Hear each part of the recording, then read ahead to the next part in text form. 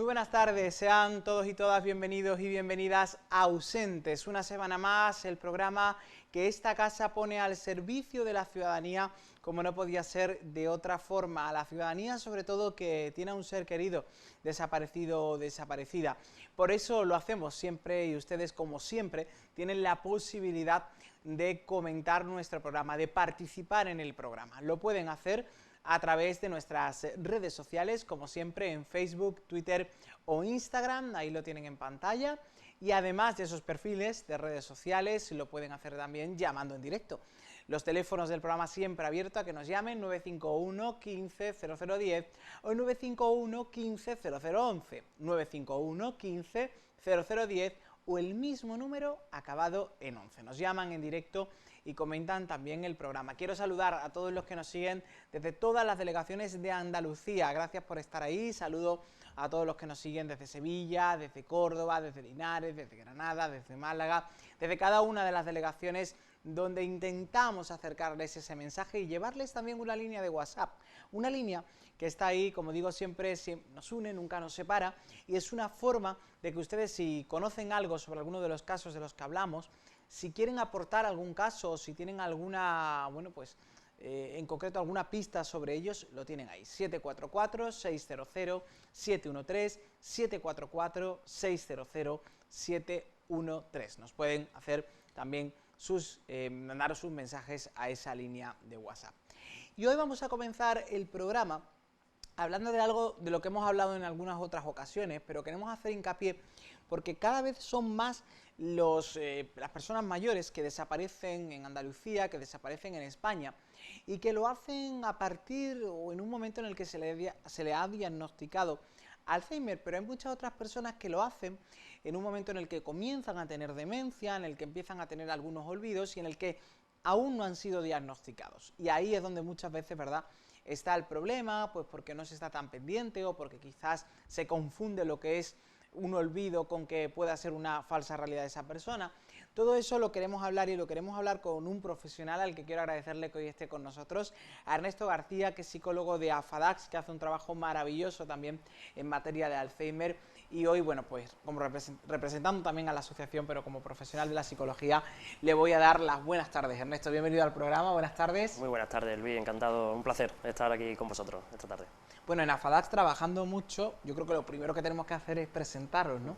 Que nos cuentes un poquito dónde trabajáis y qué acción hacéis también, ¿no? Muy bien, pues nosotros somos una asociación de familiares de enfermos de Alzheimer que trabajamos en la zona de la Sarquía.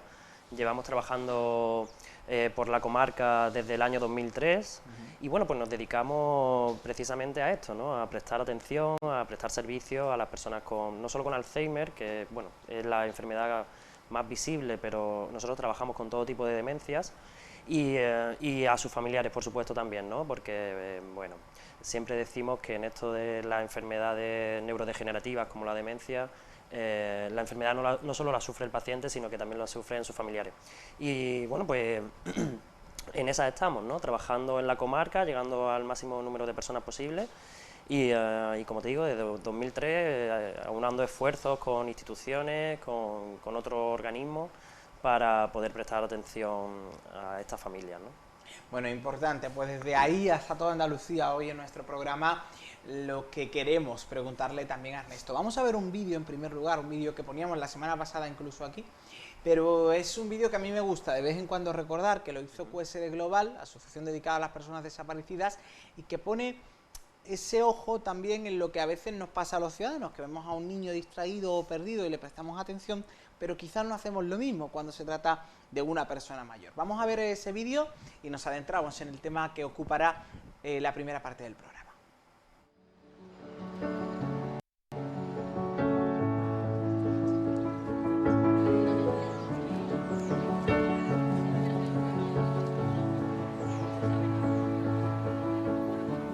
Was it worth it for the view? It all looked good from up there.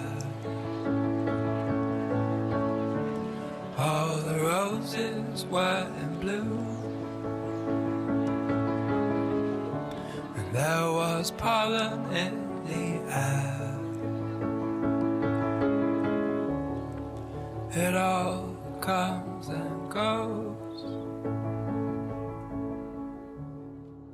It all comes and goes. All these woes.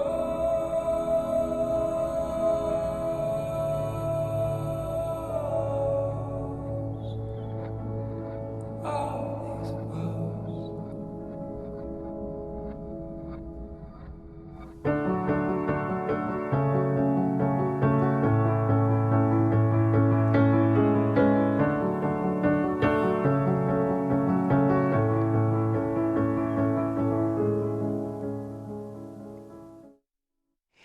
Ahí teníamos esas imágenes. Ernesto, pasa, ¿no? Y ocurre a menudo, ¿no? Que quizás damos por entendido que una persona mayor pues esté en un banco o esté paseando o deambulando libremente, ¿no? Además, cada vez se da con más frecuencia, ¿no? Y es importante recalcarlo porque, bueno, siempre en la enfermedad de Alzheimer pensamos que, y es así de hecho, ¿no? El síntoma más común y más llamativo es la pérdida de memoria, ¿no? Pero uno de los síntomas iniciales y a los que más atención debemos prestar es precisamente a la desorientación, ¿no? Cuando notamos que un familiar empieza a perder ciertas facultades, independientemente de la memoria, como puede ser la desorientación, es cierto que tenemos que empezar a sospechar de que puede haber algo más llamativo, más grave que una simple pérdida, o un simple despiste, ¿no? Entonces, está muy bien que traigáis el vídeo a colación porque ciertamente la desorientación es uno de los síntomas principales y característicos también de la demencia y ocurre con bastante frecuencia. A las personas que están iniciando en la enfermedad pues les suele pasar, ¿no? que salen de casa y cuando normalmente hacían el recorrido diario, pues ahora les cuesta volver a casa, o si iban a su panadería de confianza, pues luego o no saben llegar o no saben regresar, ¿no? Es muy común, ¿no? Entonces, es cierto que en las personas con Alzheimer esto pasa con mucha frecuencia, sí. Sobre todo lo que yo decía, ¿no? Quizás por eso se da, esas desapariciones se dan muchas veces en esa primera fase, ¿no? donde comenzamos con una serie de despistes que no tenemos claro, ¿no? Por qué les ocurre. Los que tenemos cerca personas con Alzheimer en la familia, pasa eso, ¿no? Al principio son muchas las dudas y el pensar que quizás no es un despiste, que quizás está en lo cierto. Lo que pasa es que hasta que no lo compruebas a lo mejor con otro familiar y dice, oye, que papá o mamá dice que va a ir a tal sitio, ¿no? Es muy común, la verdad es que sí, ¿eh? Y tenemos que saber diferenciar lo que puede ser un deterioro cognitivo llamativo, ¿no? O digno de atención porque pueda progresar a una patología real, ¿no? A una demencia, de lo que son aquellos deterioros cognitivos propios de la edad, ¿no? Porque, bueno, es verdad que nosotros conforme vamos creciendo, conforme nos vamos haciendo adultos, pues vamos perdiendo facultades, no solo físicas, sino también mentales y cognitivas, ¿no? Entonces, bueno, es común que las personas mayores puedan tener ciertos despistes, como los tenemos todas las personas, por otra parte, pero se pueden ir acrecentando, ¿no? Entonces, como ellos tienen aumentan en número, esto es el número de despistes, muchas veces lo podemos confundir con los inicios de una demencia. Pero sí que es verdad que hay que saber distinguir en lo que son pequeños despistes sin importancia o lo que son, bueno, problemas ya de deterioro cognitivo que pueden ser más serios, ¿no? Y esto es importante reflejarlo porque, claro, nos podemos asustar, ¿no? Todos tenemos personas mayores en casa, conocemos gente mayor, nuestros familiares, y cuando presenciamos estos despistes, pues nos podemos asustar, ¿no? Pero sí que hay que dejar claro que, bueno, que de unos pequeños despistes a lo que podría llegar a ser una enfermedad de tipo neurodegenerativa, como el Alzheimer, pues hay ciertas diferencias que está bien recalcar, ¿no? Que pueden ser, por ejemplo, yo siempre pongo el mismo ejemplo, ¿no? Cuando observamos que la funcionalidad de la persona, las capacidades funcionales, se ven mermadas de alguna manera, pues ahí es cuando hay que preocuparse, ¿no? Y siempre pongo el mismo ejemplo, ¿no? Si nuestra abuela siempre ha hecho un cocido estupendo y de repente un día no recuerda qué ingredientes le pone al cocido, pues ahí tenemos que empezar a sospechar que a lo mejor nuestro familiar necesita asistencia, ¿no? ¿Qué factor además más común, ¿no? Porque, por ejemplo, a mí con mi abuela me pasaba eso, ¿no? Ella siempre hacía un arroz maravilloso y un día que me supo raro. Y yo decía, qué raro sabe el arroz, ¿no? Y se le había olvidado determinados ingredientes, incluso yo la había ofuscada cocinando, pero no lo quería decir, ¿no? Y ahí es cuando empiezas a ver que algo ocurre, ¿no? ¿Qué otros aspectos o en qué otras cosas debemos de tener alerta para evitar, para prevenir, que es de lo que aquí se trata, esa ausencia, ¿no? De que esa persona pues finalmente desaparezca, ¿no? Pues fíjate, Luis, ya que pone un caso particular, yo también, bueno, pues tuve la mala suerte de que mi abuela tuvo la enfermedad y uno de los primeros síntomas que tuvo ella, por poner un caso concreto y un ejemplo, fue que, bueno, ella todavía tenía su teléfono antiguo de ruedecita, no sé si os acordáis. La mía también. Sí, ¿verdad? Pues un día llamó a casa diciendo que no veía bien los números. Entonces, bueno, pues nos extrañó muchísimo, ¿no? Porque ella siempre había utilizado el teléfono bien, sin problema, y bueno, pues empezamos a sospechar, ¿no? Y a partir de ahí vimos también, pues eso, que había algunos problemas de memoria que antes no estaban, o que le costaba localizar ciertos lugares a los que frecuentaba con normalidad. Entonces son varios los síntomas que tenemos que tener en cuenta, aparte del evidente problema de memoria que surge. Tenemos que estar muy pendientes de eso, de la orientación, y que sus capacidades funcionales, pues eso, de que su independencia, su autonomía se ve mermada, ¿no? Esto se ve mucho, por ejemplo, en personas que sufren Alzheimer precoz, antes de los 65 años, que están aún bueno, en edad de estar activos laboralmente. Y que están aumentando además los casos. Aumentan, sí. Pues ahí se ve muy claro que, bueno, pues que las personas en las que aparece la enfermedad a estas edades y siguen trabajando, pues empiezan a tener despistes en su trabajo y el trabajo no les empieza a ir bien y bueno, y hay cosas que han hecho siempre con mucha normalidad y dejan de hacerlas, ¿no? Estos son síntomas claros de que algo está ocurriendo. Y luego también, lo has comentado tú con el caso de tu abuela, ¿no? Que se frustraba cuando se daba cuenta de que no estaba haciendo las cosas como las hacía siempre, ¿no? Pues este es otro síntoma claro que muchas veces no se tiene en cuenta, pero que es importante sacarlo a colación, y que es el aspecto emocional, ¿no? Las personas que, bueno, pues sobre todo en las etapas principias de la enfermedad, pues empiezan a ser conscientes de que ellas mismas, ¿no? Son conscientes de que algo está fallando y esto les provoca un malestar emocional intenso, ¿no? Entonces, pues en muchos casos se da incluso depresión, ¿no? Que suele ser una variable también que se tiene muy en cuenta en las demencias. Sobre todo eso, deterioro cognitivo, pero a partir de la memoria, pues otras características cognitivas están fallando, ¿no? No solo la memoria, y luego sus capacidades funcionales del día a día, de hacer sus tareas diarias, eso también empieza a fallar, y a nivel emocional también se ve merma. Tenemos una llamada, vamos a recibirla en directo. Buenas tardes. Hola, buenas tardes. Hola, buenas tardes, ¿cómo se llama? ¿Estáis? Sí, Rocío. Hola, Rocío, ¿de dónde nos llamas? Te llamo de aquí de Alaurín de la Torre. De Alaurín de la Torre. Cuéntanos, Rocío. Pues nada, mira, yo llamaba para felicitaros por el programa, veo que hacéis una labor estupenda, me gusta mucho, siempre que puedo lo veo, y quiero también animar mucho a las personas que sus familiares no están en este momento porque están ausentes o desaparecidos, darle mucho ánimo para que dentro de poco puedan estar con ellos otra vez. Pues palabras maravillosas que seguro que a las familias van a reconfortar. Rocío, estamos hablando aquí en el plató también del Alzheimer, de la demencia, de cuando uno tiene a alguien mayor en casa, el miedo a que se despiste o desaparezca. No sé si tú lo tienes a alguien cerca y si lo vives también así.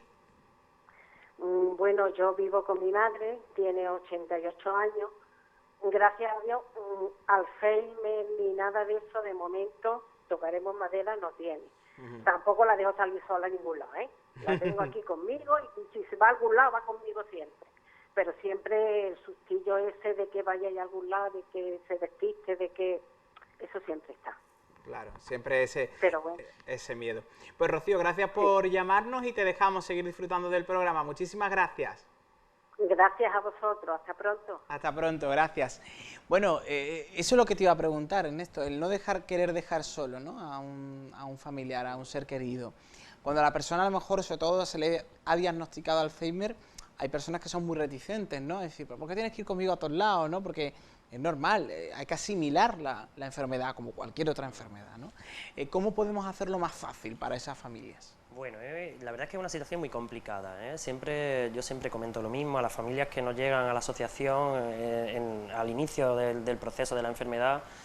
Les comento que, bueno, que la enfermedad de Alzheimer es una patología de largo recorrido, bueno, que es una enfermedad que desgraciadamente, como sabemos, no tiene cura y que conlleva un proceso muy cambiante, ¿no? Que va dando pasos agigantados a veces o estables en otras ocasiones, en los que, bueno, pues las cosas van cambiando, las circunstancias van cambiando, la sintomatología del paciente va cambiando y tenemos que adaptarnos no solo en el momento del diagnóstico, que es un momento crucial y es un momento en el que la familia ha de aceptar la situación para poder afrontarla con garantías, pero sí que es verdad que es un proceso de adaptación continuo, ¿no? No solo se tienen que adaptar cuando le dan la noticia de que algo ha cambiado, de que le reciben el diagnóstico, sino que también tienen que ir adaptándose a cada cambio del progreso de la enfermedad, ¿no? Entonces, ¿cómo afrontamos esto, no? Pues cada etapa tiene sus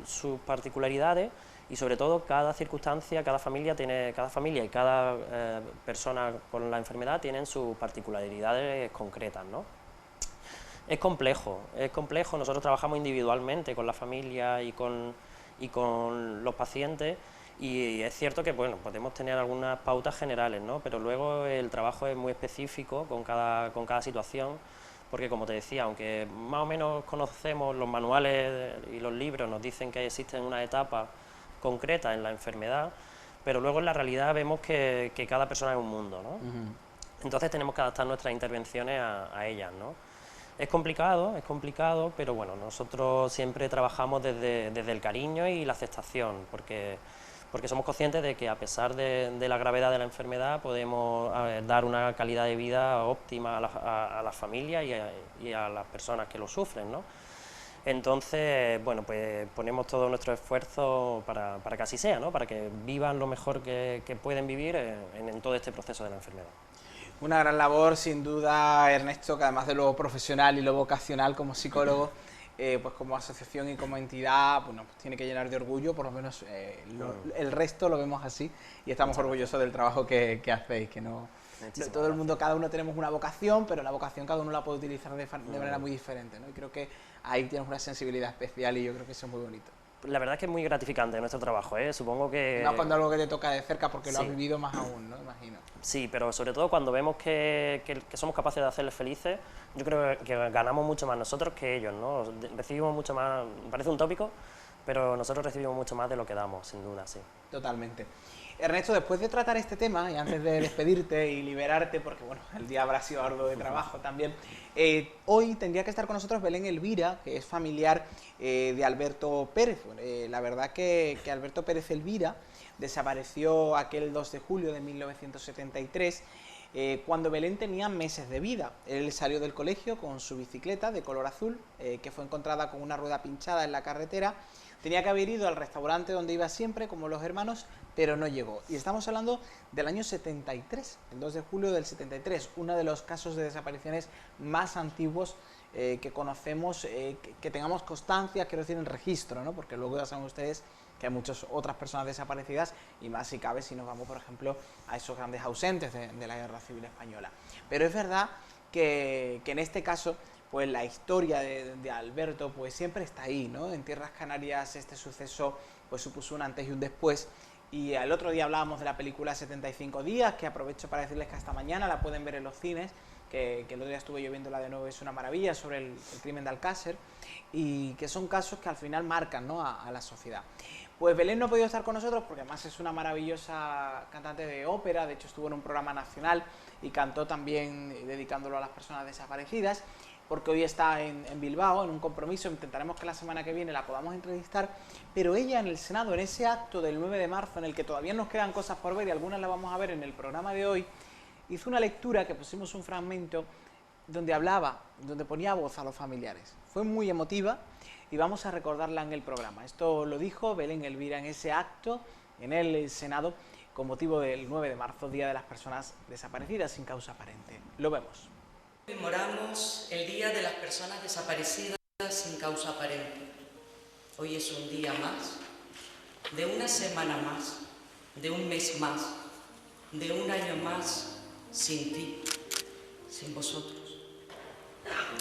Familiares de esta mi familia, Esperanzas, cuántas frases que escuchábamos en la televisión cuando teníamos las noticias de fondo en el comedor de casa y tan ajenas a nosotros y que resuenan lamentablemente y dolorosamente como cotidianas ahora en nuestras vidas. Peinar la zona, rastreo policial, batidas de rastreo, expediente abierto, sin noticias, sin noticias, sin noticias. Esta última es la que resuena cada segundo con un eterno eco hiriente que no cesa, ¿verdad? Nací en un pequeño pueblo en una isla del Atlántico, Canarias, Lanzarote. En mi pueblo todos nos conocemos. Cuando nos saludamos, estamos como media hora saludándonos, ¿verdad, Luz? En Canarias vivimos así. Cualquier sitio es bueno, en la calle, en el centro de salud, en la pescadería, siempre hay un momento para tomar un fisquito o un buchito de café. Porque en los pueblos, en mi pueblo así se vive, se arraiga, son costumbres de antaño. En mi pueblo, cuando yo era pequeña, las fiestas se anunciaban por megafonía. Era un coche que iba recorriendo las calles y anunciaba las fiestas para que nadie se quedase sin asistir. Pero por el mismo sistema también anunciaban los funerales. Fiestas y funerales. Paradójico.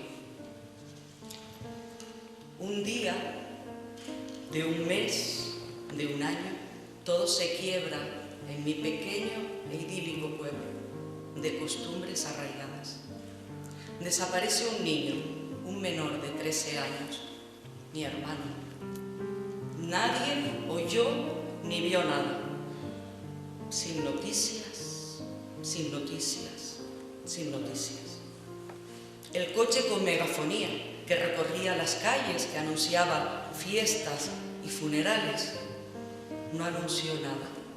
Desapariciones no anunciaba.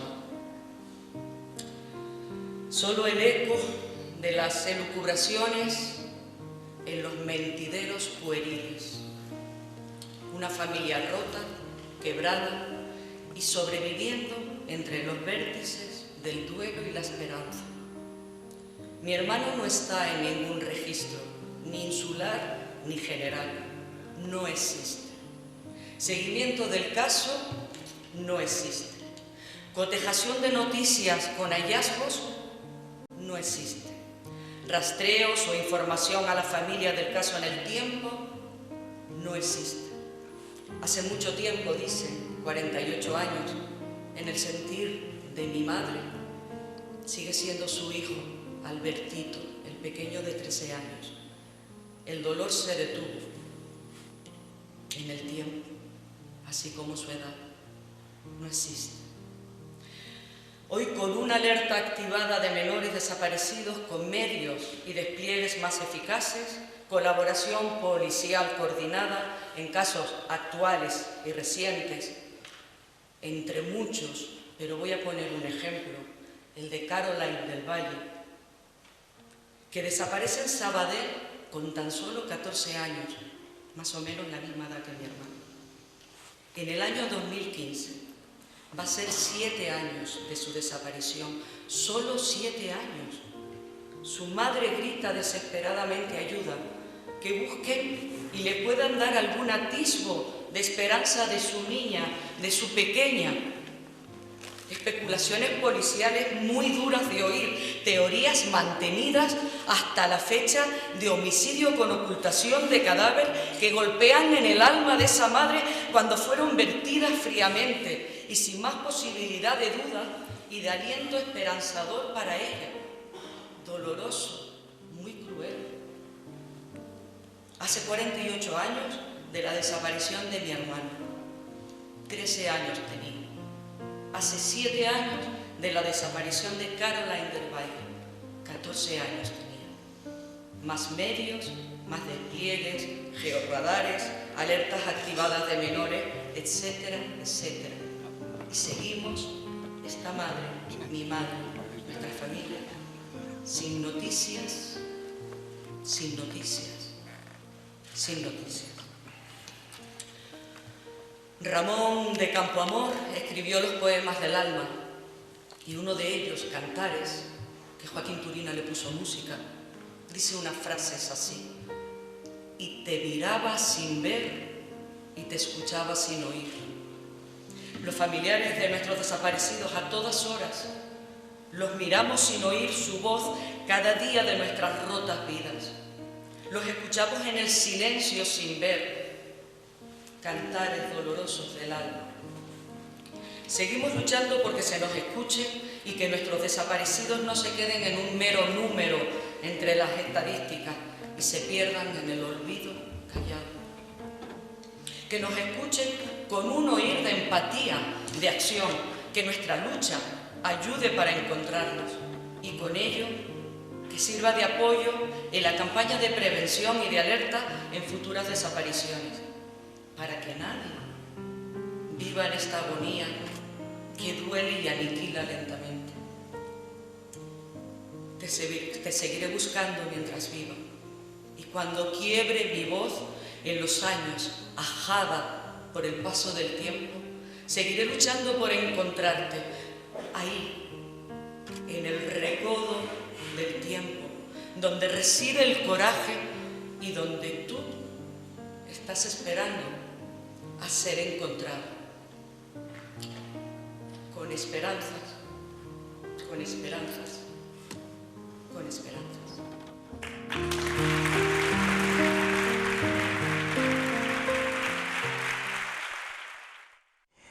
Después de estas palabras poco puede añadir uno, pero sin duda Ernesto es fiel reflejo, ¿no?, del sentimiento de muchas familias. Lo hemos hablado con otros profesionales, compañeros y compañeras tuyos también. Dos palabras, ¿no? La angustia, el no tener noticias, y la esperanza, ¿no? Es difícil compatibilizar esas dos aspiraciones, ¿no?, o dos emociones, o llamémoslo como queramos, cuando de por medio hay una ausencia, ¿no? Pues la verdad es que sí, me he quedado con el vídeo, que es súper conmovedor. Es difícil de explicar, ¿no? Pero es cierto que, bueno, que todos atravesamos un duelo cuando tenemos cualquier tipo de pérdida. Y bueno, nosotros que tenemos la suerte de que trabajamos mucho, en nuestro caso, con personas con Alzheimer, el duelo anticipado con la familia, ¿no? Porque desgraciadamente sabemos cuál es el desenlace. Jugamos con esa ventaja de que podemos ir preparando a la persona, pero en estos casos en los que bueno, el desenlace inesperado y surge de repente, es verdad que ese proceso de duelo perdón, que tiene siempre un principio y un final, ¿no?, más o menos establecido, en estos casos suele ser bastante más complicado, ¿no? Y entonces entiendo la angustia de esta familia, que no ha podido cerrar el caso, y que bueno, que habrán tenido su proceso emocional que le haya llevado de alguna manera a aceptar la situación, pero que sin un desenlace final, sin lo que tú dices, ¿no?, es lo que ha dicho ella en el vídeo, sin noticias, sin un cuerpo al que rendir tributo, pues resulta mucho más complicado afrontar el duelo, evidente, ¿no? Entonces, la verdad es que las palabras llegan y llegan.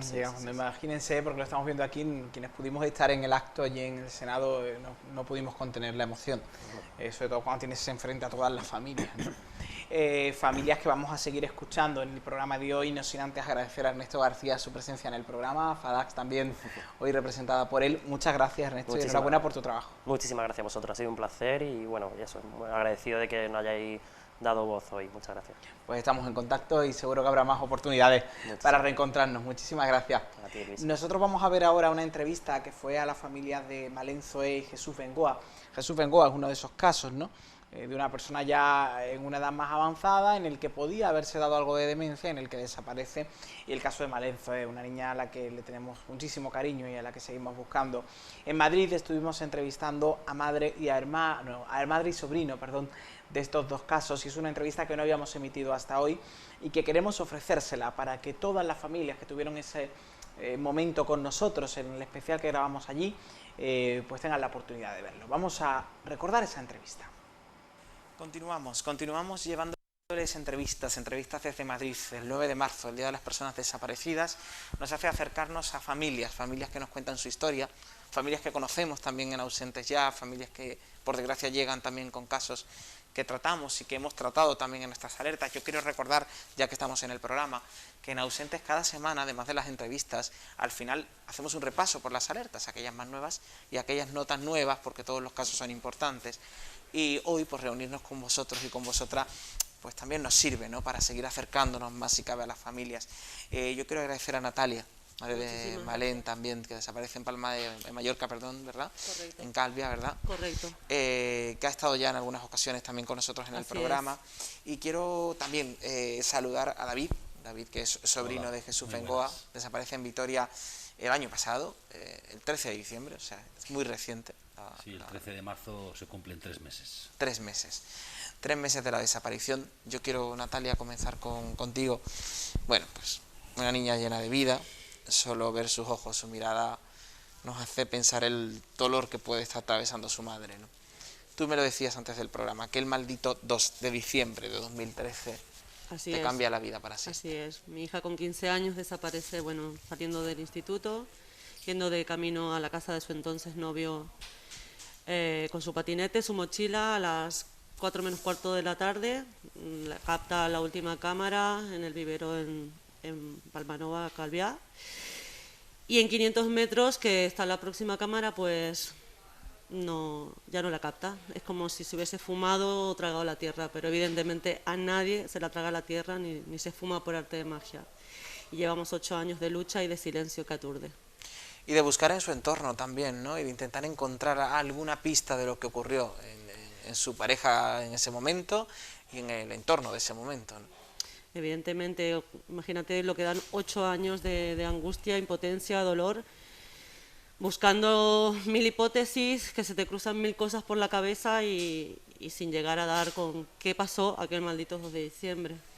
Natalia, cuando hablamos del año 2013, cuando hablamos de años más lejanos, pues nos podemos parar a pensar de que no había los medios, de que los móviles no se podían rastrear de la misma manera, correcto, de que las cosas han cambiado, pero claro, no hablamos de... Hablamos de hace 8 para 9 años. Cuesta pensar, ¿verdad?, que nadie viese nada, que no haya ninguna pista en ninguna cámara, que no haya nada en todo este tiempo, ¿no? Es decir, es complicado, y más una niña de 15 años, que lo primero que va a hacer es defenderse o correcto, llamar la atención, ¿no? Correcto, sí, es lo que siempre digo. Como nadie, a ver, porque hay flujo de gente, de coches, de motos, y como nadie vio ni escuchó absolutamente nada. Por eso siempre apelo a, no sé, a la memoria de quien pudo haber estado en ese trayecto, ese día, esa hora, pues a que haga un ejercicio de memoria y a lo mejor, por insignificante que parezca, puede ser un dato para los investigadores. Y como tú muy bien dices, pues una niña que va con su patinete, su mochila, sus pulseras. Por eso yo siempre he dicho que si se lo hubiesen llevado a la fuerza hubiese quedado algo. Siempre mi hipótesis ha sido que Malén se sube al coche de alguien que conocía, del entorno. No se la llevaron a la fuerza a mi hija. Lo que a lo mejor en un principio fue algo voluntario, se volvió involuntario, no sé, pero ya de un tiempo a esta parte evidentemente involuntario es. Totalmente, son muchos los años y es obvio que eso ocurrió de forma involuntaria, lo que ocurriese sino después. Con 15 años. Totalmente. Sí. Desde Mallorca vamos a ir a Vitoria, ¿verdad?, donde sucede la desaparición de Jesús Bengoa hace, como dice, ahora prácticamente ya 3 meses, ¿no? 68 años de edad, ¿verdad, David? Tu tío. ¿Qué ocurrió aquel día? ¿Cómo fue aquel día? ¿Fue un día normal para Jesús? ¿Había hablado con algún familiar? ¿Tenía algún problema previo? Bueno, parto de la base de que mi tío, nuestro tío Jesús, ferretero, jubilado, 68 años, una vida de lo más normal. Como la de cualquier jubilado en este país. Pues que cuando hay obras vas a ver obras y cuando no, pues te vas a dar paseos, que es lo que hacía Jesús. Le gustaba mucho caminar y se iba a dar paseos. Pues ese día, por la mañana, se fue a hacer unas compras a un supermercado, se debió olvidar la leche y volvió otra vez ahí al supermercado a las 11:30 de la mañana. Y luego ya volvió a casa, estuvo preparando la comida o calentando un poco algo que había dejado su mujer, porque su mujer y su hija estaban en Hendaya, se habían ido a Francia justo ese fin de semana. Y entonces estaba en casa su hijo Íñigo. Y entonces vuelve a casa, prepara un poco la comida y... No, antes de preparar la comida se tumbó un poco la cama pues para descansar un poquito y ya se levanta y comieron pronto. A la 1, los dos se pusieron a comer y a la 1:30 pues Jesús le dice a su hijo que se va a dar una vuelta, que había quedado con un amigo. Bueno, me voy. Entonces se va y sabían que tenía el run de que se tenía que hacer la vacuna. Por la tarde a las 7:30 tenía cita para hacerse la vacuna contra el COVID. Entonces, bueno, pues sale por ahí ya comido, cuando se supone que había quedado con un amigo, y a partir de las 8 de la tarde Íñigo está en casa y ve que su padre no llega, no le da mucha importancia, y a partir de las 10:30 ya ve que no llega, entonces ya llama a casa, llama a su madre y a su hermana, y le dice, oye, que papá no ha llegado, que no sabemos. Entonces llama al móvil de su padre y tampoco coge el teléfono. No sale apagado, sino que simplemente no coge la llamada. Entonces ya vuelve otra vez a llamar a sus padres, que está en Francia, y a los padres pues alertan la situación y se cogen el coche y se vienen. Y llegan a Vitoria a la 1:30 o 2:30, no sé más o menos a qué hora, y ya directamente se van a poner la denuncia en la Archancha. Y bueno, ponen la denuncia en la Archancha, se van a casa, ya se activan las alertas con la familia de que Jesús no ha venido, que tal. Y al día siguiente a mí me llega el mensaje también, pues que Mireia, la hija de Jesús, pone un mensaje diciendo que no sé cómo decir esto, esa sensación de angustia que pasa las primeras horas, ¿no? Totalmente. Sí, la incertidumbre de decir lo digo, no lo digo, claro, hasta qué punto puede aparecer en un momento o no aparecer, es un momento de dudas, ¿no? Un lunes por la mañana, a las 8 de la mañana, ya el grupo de la familia, oye, que Jesús no es como una llamada de auxilio, ¿no? Claro, claro. Y entonces, bueno, pues la familia nos ponemos enseguida, bueno, algo hay que hacer.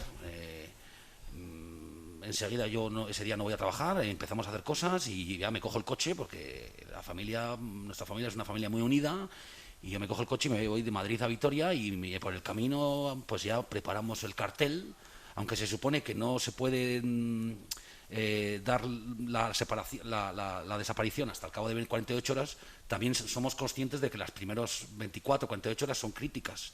Entonces activamos ya el cartel. Además que se ha cambiado para eso, para que no sea así, porque claro, porque es decir, que es algo que se suele decir, además todavía, incluso habiendo cambiado ya la legislación para ello, las normas de que no, de que en cualquier momento hay que activar la desaparición desde el primer momento, siguen todavía haciendo efectivo eso, es decir, que pasen esas 48 horas para empezar a mover, que las primeras horas, como decía, disculpa David, son primordiales, ¿no? Sí. Y bueno, pues ya para el lunes ya habíamos empapelado toda la zona donde vive Jesús y empapelamos todo.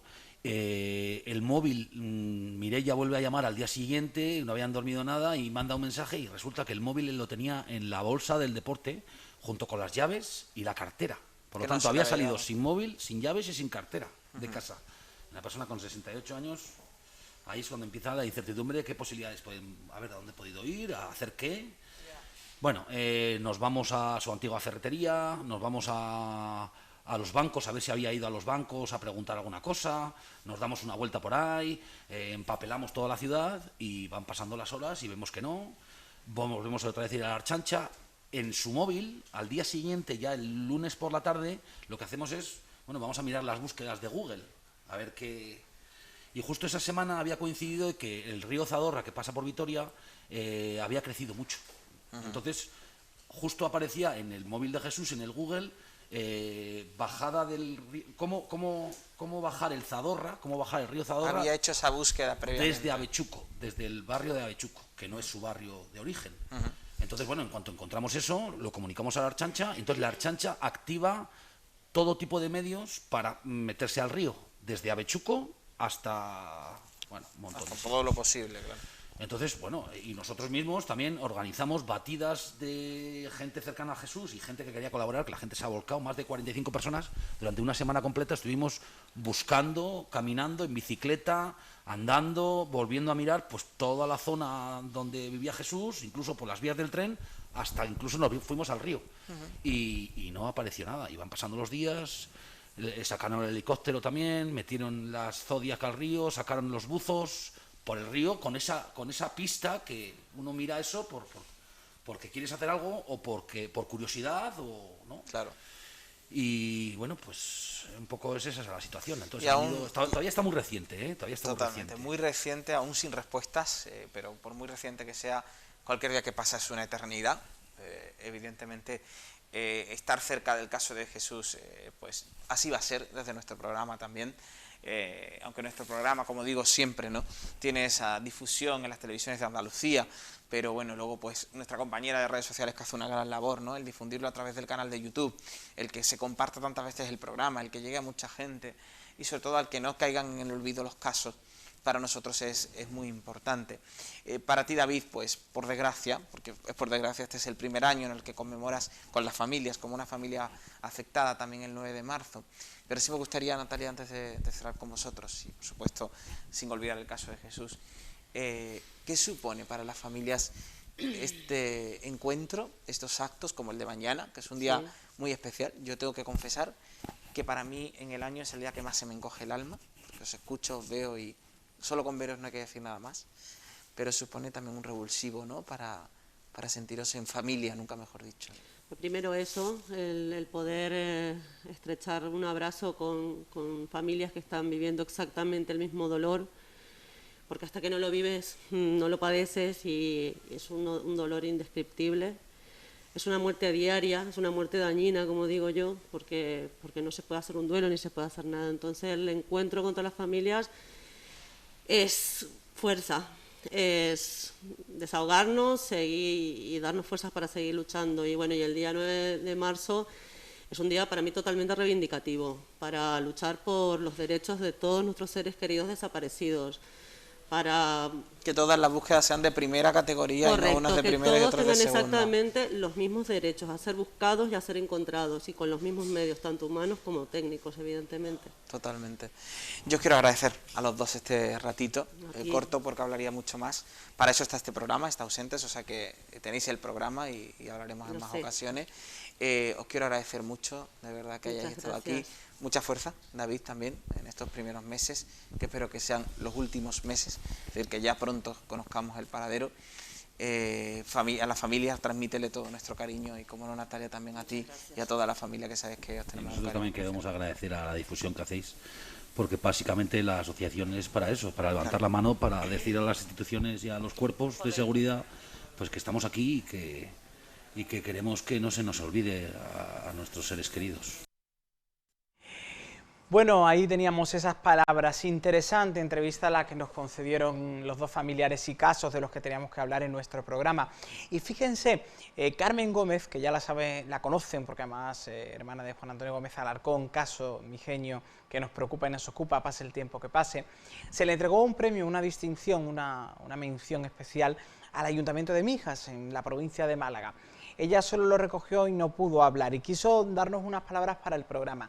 Y otra de las galardonadas, la compañera Maika Navarro, gran periodista, quiso también tener unas palabras para este programa y hoy es el momento de recuperarlo. Vamos a ver ambas entrevistas y ambas declaraciones que hicieron para Ausentes. Bueno, y en esta entrega de premios no podía ser de otra forma, tenemos a Carmen Gómez Alarcón con nosotros, además amiga de Ausentes, siempre de este programa familiar de Juan Antonio Gómez Alarcón, hermana, y además hoy también poniendo voz al pueblo de Mijas y a su ayuntamiento, que hoy tenía también esa insignia, ese reconocimiento, como no podía ser de otra forma, también para evidentemente pues premiar el trabajo de la institución más cercana. Carmen, buenos días, en un acto muy emotivo, por cierto, que acaba de finalizar. Sí, buenos días, muy emotivo. Por problemas de agenda, nuestro alcalde José L. González no ha podido asistir y me había dado a mí el relevo un poco para poner voz, ¿no?, a las instituciones más cercanas y la importancia que tiene que los ayuntamientos estén del lado de los familiares, sobre todo en los primeros momentos, ¿no? Pero este reconocimiento es por la labor a lo largo de todo más de una década a nuestro lado, haciendo cosas por los desaparecidos y también para que Juan Antonio no caiga en el olvido. Es importantísimo, Carmen, un acto de nuevo emotivo hoy en el Senado, donde las familias habéis además depositado esa flor blanca en símbolo de esa esperanza que siempre está y que siempre aguarda, ¿no? Pues sí, porque ese es nuestro camino, ¿no? Dice el horizonte es la esperanza que tenemos para encontrar respuesta a cada uno de los casos que nos atormenta y que nos hacen tener una gran pena en nuestras vidas. Y bueno, ojalá se acabe la incertidumbre para todos los familiares y seguimos con esa esperanza, por supuesto. Muchísimas gracias, Carmen. Gracias a vosotros. Gracias. Bueno, y alguien que ha sido también distinguida por su trabajo, por ese trabajo profesional en el que intentamos los periodistas también como medio de comunicación, como altavoz de las familias, poner voz a las familias, en nuestra compañera Maika, a la que le agradecemos muchísimo este ratito con nosotros. Imagino que un día de emoción, todos estábamos ahí aguantando la emoción, ¿verdad? Aún no se me ha puesto la... Sigo con el vello erizado. Me habían dicho que los que recibíamos la insignia no podíamos hablar y me he quedado con las ganas de dar las gracias a las familias en nombre, yo creo que de todos los periodistas que en algún momento de nuestra carrera nos ha tocado hablar y escribir sobre o documentar desapariciones, por la generosidad con la que nos regalan las historias de su vida para que las podamos transmitir, y a los uniformados, porque estamos nosotros como entre medio y a veces les pedimos y están en investigaciones cerradas, complicadas y queremos también saber, pero vaya, los que hemos escrito y los que hemos tocado el tema de las desapariciones sabemos que es incomparable el dolor que sufren esas familias ante las ausencias prolongadas. Es muy, muy complicado transmitir. Entonces, solo nos queda hacer lo que hacéis vosotros, lo que intento hacer yo, que es escucharles, empatizar y ayudarles a que los suyos no pasen al olvido. Maika, por último, esa serie de reportajes con La Vanguardia que revivíamos, pues esas historias, ¿no?, de tanto tiempo ya, de tanto tiempo de esperanza, de angustia, por otra parte. Siempre en lo personal nos afecta, somos humanos, ¿no?, y somos sujetos, ¿no?, por lo tanto dicen que a veces subjetivos, ¿no?, pero sí que es verdad que nos acerca a esa realidad, una realidad larga en el tiempo y en el que pedimos que se sigan visibilizando esos casos, que no se olviden. Sí, la serie que se publicó en verano en La Vanguardia estaba dedicada precisamente a los desaparecidos de larga duración. Gente que lleva 35, 40 años desaparecidos sin saber nada. Y arrancaba con una familia que yo creo que es un poco el origen de todo esto, porque con ellos empezó todo, que son los padres de Cristina Bergua, con Juan y con Luisa, que estaban hoy aquí en el Senado en primera fila. Luisa ha sido la primera en recoger esa rosa y que esta semana se cumplen 25 años de su desaparición. Eso quiere decir que el delito ha prescrito y por tanto esperan y desean y confían que esa prescripción del delito de los responsables ayude a alguien a descolgar ese teléfono y a contar algo que sabe, porque alguien tiene que saber dónde está Cristina y qué pasó con Cristina. O sea que sí, los de larga duración, pasan los tiempos, siempre dice Paco aquello de los buscaremos mientras vivan, pero cogemos el guante del tío del niño de Somosierras y es no los buscaremos mientras estemos vivos, sino que los buscaremos entre todos hasta que aparezcan. Así será, Maika, muchísimas gracias y enhorabuena, compañera. Vosotros igualmente, gracias. Palabras de Maika que bueno, fue muy agradable con nosotros también y le agradecemos también esos momentos y esas palabras después de su trabajo también en La Vanguardia premiado, su trabajo como el de tantos otros compañeros, ¿no? Se me viene a la mente, por ejemplo, mi compañera Tamara Morillo, que hace una labor maravillosa en cuanto a desapariciones se trata, y les recomiendo que lean todo lo que hace también sobre desapariciones. Antes de ir para el cierre del programa, a los casos, a las alertas que siempre comentamos, estamos muy pendientes también del caso de Esther López, de la muerte de Esther López. Bien, pues las últimas noticias que nos llegan es que el juez de instrucción número 5 de Valladolid decidió que continuara en libertad Óscar, investigado por la desaparición y muerte violenta de Esther López, porque dice que no existe un relato de cómo sucedieron los hechos y los que existen son indicios o sospechas que obligan a seguir investigando. La jueza argumenta así, a través de un auto facilitado este miércoles también a distintas fuentes, parte de los motivos por los que rechazó la imposición de medidas cautelares para Óscar, tras su declaración en el juzgado el pasado lunes por el caso de Esther López, quien fue vista con vida, lo saben, por última vez el pasado 13 de enero y hallada sin vida en una cuneta el 5 de febrero. Tras la declaración de Óscar, el 25 de abril, la acusación particular, en representación de la familia, solicitó la adopción de la medida cautelar de prisión provisional comunicada y sin fianza o subsidiariamente una fianza de 60.000 euros, además de pedir que se acordara una detención por tiempo de 72 horas. Esto no ha sido así y la jueza lo ha confirmado, lo ha justificado, mejor dicho, en lo que le comentaba. Vamos a estar muy cerca también del caso de Esther López, no lo olvidamos, como tampoco olvidamos otras alertas y desapariciones. Vamos a comenzar por un caso que nos pilla cerca, nos pilla en Almería, y queremos recordar esta alerta. Ahí la tiene, María del Mar Góngora, que desaparece el 27 de febrero de este año, hace tan solo 2 meses. Desaparece en Purchena, Almería, 17 años, 1,60, pelo largo y ondulado, 45 kilos, pelirroja y ojos azules, como ven, y un caso curioso porque tampoco sabemos nada de María del Mar desde el día de su desaparición. Y fíjense, muchas veces hay casos que a lo mejor damos por hecho que son más, pues también mediáticos y de los que se hablan más, pero hablamos de una chica de 17 años a la que estamos buscando, y eso ocurre en Almería.